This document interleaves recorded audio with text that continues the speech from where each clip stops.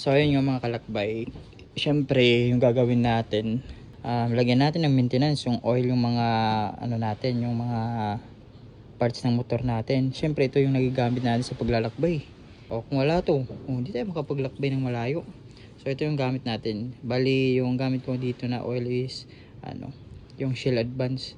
So pero nilagay ko siya dito para mas maganda paglagay. So ayun mga kalakbay, so gagawin na natin.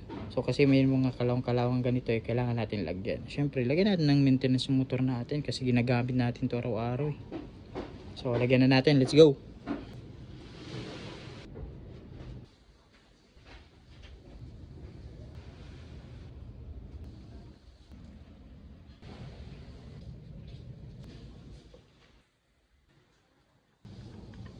So ayun nga mga kalakbay, all goods na. So nagamit na natin to. So syempre hindi naman mga alo yung nilagay natin, all parts dito. Basta importante na gagamit natin, di ba? So ayun mga kalakbay, hanggang doon lang yung video natin. Let's go.